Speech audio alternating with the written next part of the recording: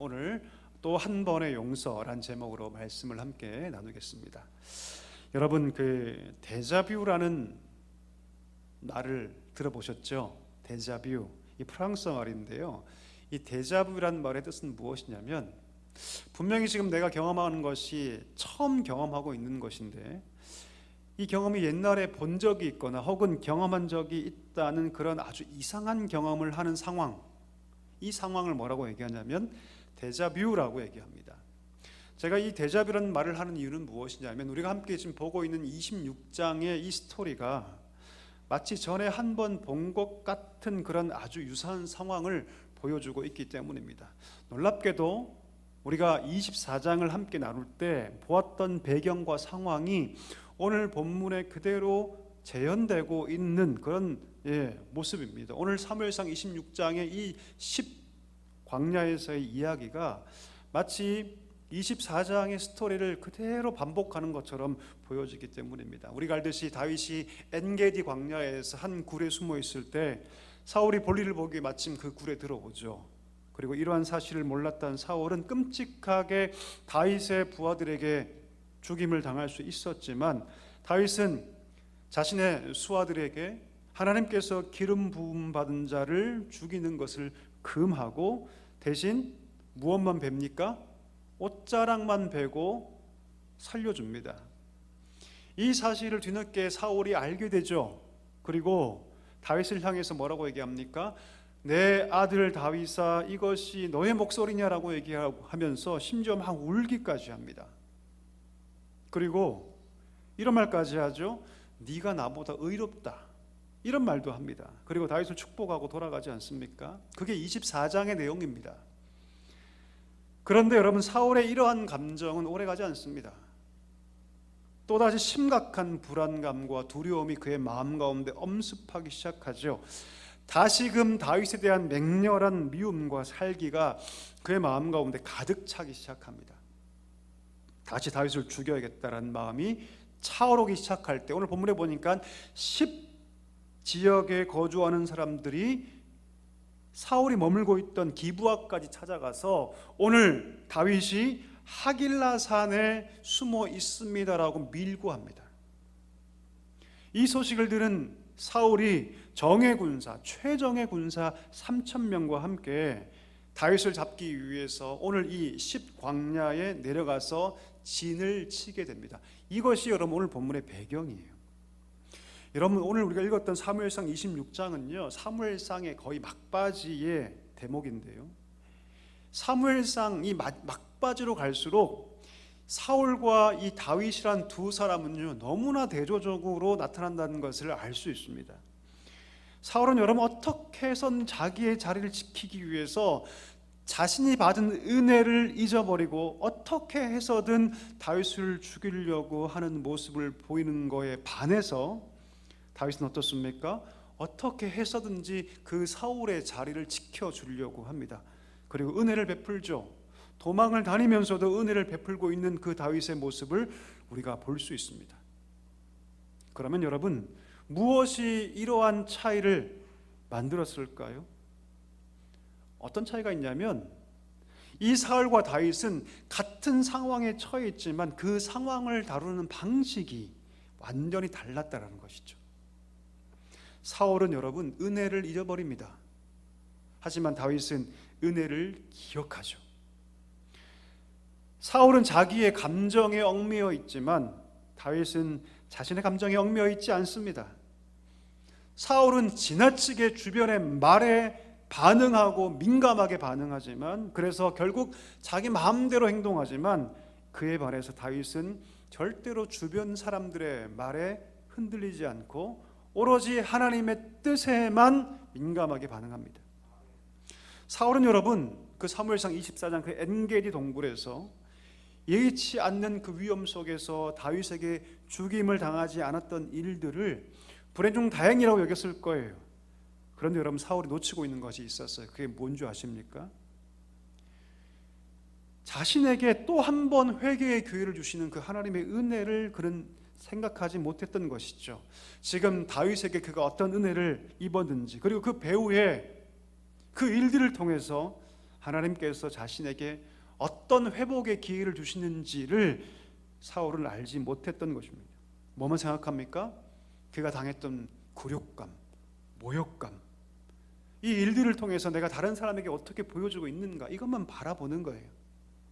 더 나아가서 내 왕위를 이 다윗에게 빼앗길지 모르겠다, 그런 불안감만 그가 붙잡고 있는 것이죠. 그 두려움, 모욕감, 굴욕감, 다른 사람에 대한 그 인식들이 과도하게 그 마음 가운데 들끓게 되면서 결국 무엇으로 그 방향이 틀어지게 되냐면 다윗을 향한 미움으로 그 방향이 틀어지게 된 것이죠. 그래서 다시금 이 추격전에 다시금 뛰어들게 된 것입니다. 여러분, 오늘 이 사울의 모습을 통해서 어떤 마음이 드십니까? 어떤 생각이 드세요?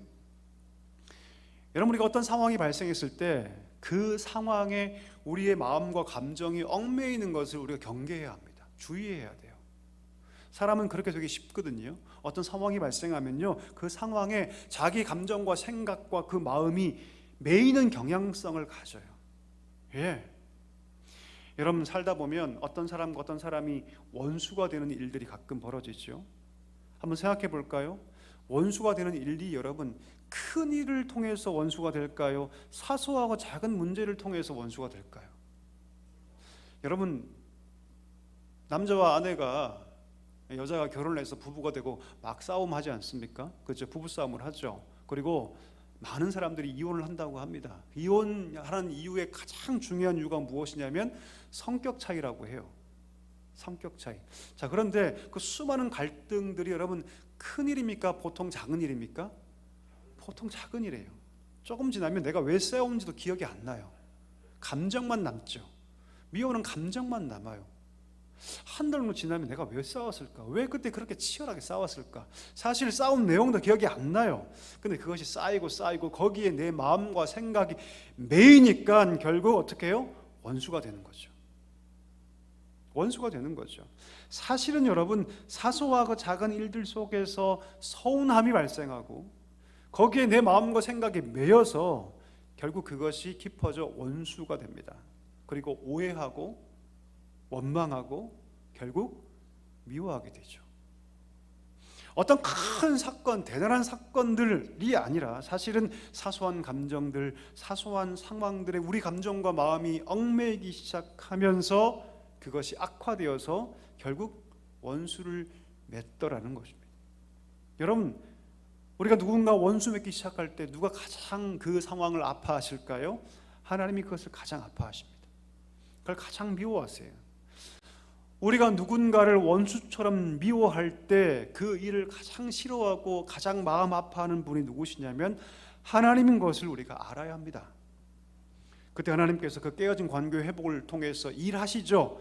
그 회복을 위해서 일하시죠. 어떤 일을 하실까요? 하나님께서는요, 그 깨어진 관계 속에서 우리 마음의 상태와 그 상황을 민감하게 보도록 우리를 이끄세요. 내 마음에 무엇이 잘못되어 있는지, 내 마음의 숨은 동기가 과연 무엇인지, 내 마음에 무엇이 나를 거기에 얽매이게 하는지를 살피게 하신다는 것이죠. 여러분, 성령께서 그 일을 하세요. 우리가 처한 상황과 관계 속에서 우리의 감정과 우리 마음을 돌아보게 하는 일들을 누가 하신다? 성령께서 하신다는 거예요. 끊임없이 물으세요. 성령께서 너는 지금 어떤 마음으로, 어떤 중심으로 그 일을 하고 있느냐? 끊임없이 물으시죠. 여러분, 성령에 민감한 사람들은요, 이 하나님의 메시지를 듣습니다. 그리고 자신을 돌이키죠. 그리고 하나님의 뜻에 집중하며 순종하며 나아갑니다. 오늘 사울과 다윗의 결정적인 차이가 바로 여기 있어요. 바로 민감함의 차이. 민감함의 차이죠. 여러분, 사울에게만 위기가 있는 것이 아닙니다. 다윗에게도 위기가 있었죠. 그러나 사울은요, 성령의 음성에 귀 기울이지 못합니다. 그리고 철저하게 자기의 감정, 자기의 생각만 따지고 어떤 길로 가냐면 복수의 길로 가죠.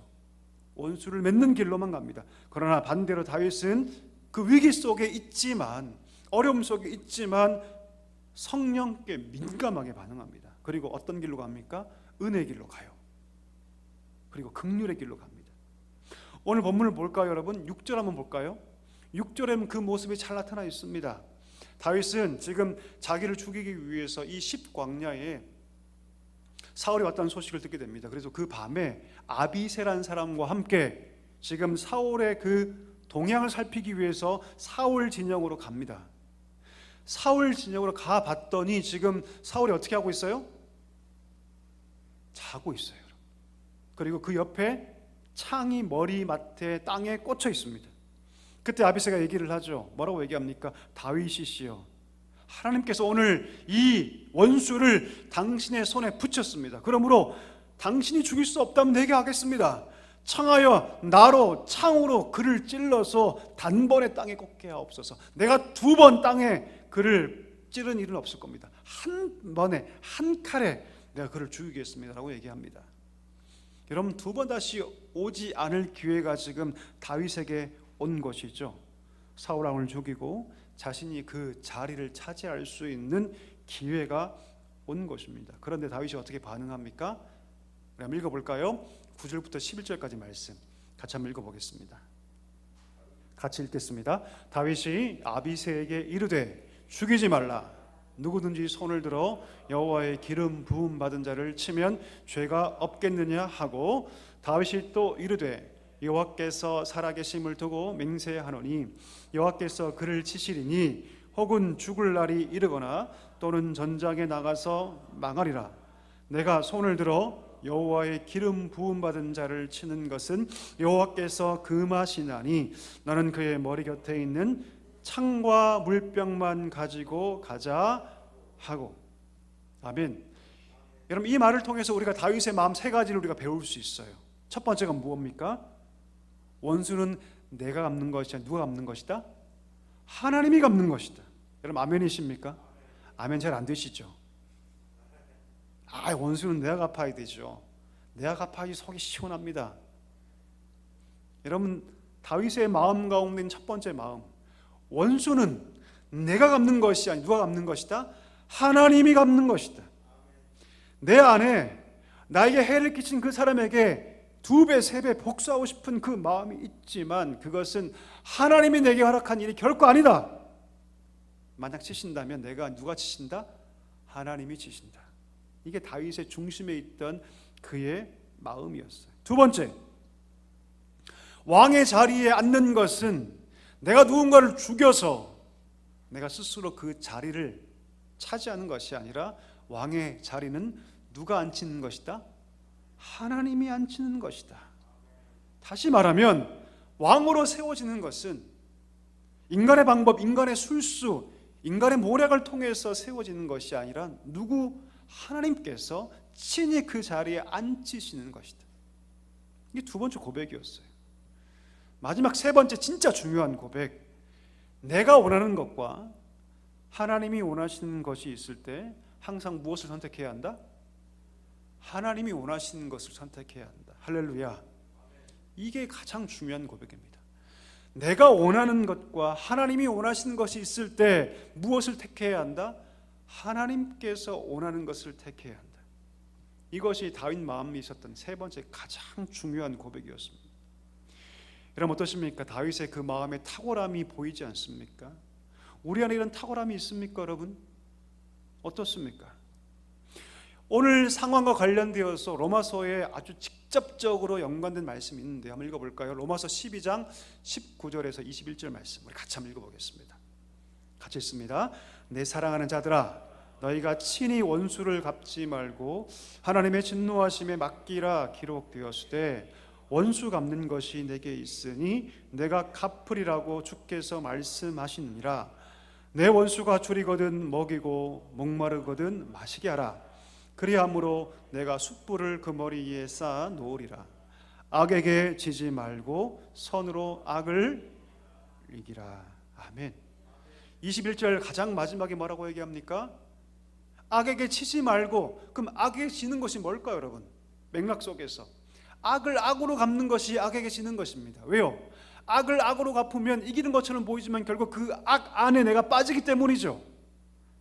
악의 노예가 되기 때문이죠. 악의 악한 영향권 안에 내가 들어가기 때문이죠. 그래서 결국 이기는 것처럼 보이지만 악에게 지는 것입니다. 내가 악의 수하가 돼요. 악의 노예가 됩니다. 악을 이기는 유일한 방법은 무엇이냐면 선으로 악을 이기는 것입니다. 오늘 다윗이 보여주는 모습이 바로 이것이죠. 선으로 악을 이기는 것입니다. 오늘 보니까 창을 가지고 오죠. 여러분, 창 굉장히 의미가 있어요. 여러분 이 창은요, 사울이 다윗을 죽이려고 할 때 썼던 무기가 뭡니까? 창이었어요. 여러분, 사울이 다윗을 죽이려고 할 때 이 창이 등장합니다. 골리앗을 죽이고 와서 그가 수금을 탈 때 뭘로 죽이려고 합니까? 창으로 그를 죽이려고 해요. 블레셋과의 전쟁에 돌아와서 수금을 탈 때도 뭘로 그를 죽이려고 합니까? 창으로 그를 죽이려고 합니다. 심지어 그의 아들이 다윗의 억울함을 호소하자 그 아들인 요나단도 죽이려고 하는데 그때 던진 게 뭡니까? 창이에요. 여러분, 오늘 다윗은 자신을 죽이려고 했던 그 사울의 창으로 오히려 사울을 죽일 수 있었습니다. 보란듯이 세상의 조롱거리로 만들 수 있었죠. 자신을 죽이려고 겨누었던 그 창으로 그 차고 있는 그 사울을 단번에 해할 수 있었습니다. 그런데 다윗은 그 창을 그렇게 사용하지 않습니다. 그냥 그 사울에게서 창을 가져오는 것을 선택하죠. 사울에게서 그 창을 치워버립니다. 여러분, 다윗의 이 행동은요, 큰 의미가 있죠. 사울에게서 그 악한 동기와 행동을 가져가는 그런 의미가 있습니다. 여러분, 어쩌면 사울에게 있어서 그 창은 여러분 악한 마음을 상징하는 물건이었을지도 모릅니다. 그런데 다윗은 사울에게서 그 창을 가져옴으로 어쩌면 사울에게서 그 악한 마음을 다윗은 가져오고 싶었는지도 모릅니다. 놀랍게도 여러분, 사무엘상을 쭉 보면 다윗이 그 창을 가져온 그 이후로 사울은 더 이상 다윗을 위협하지 않습니다. 놀랍죠? 우리가 무엇을 여러분 알 수 있을까요?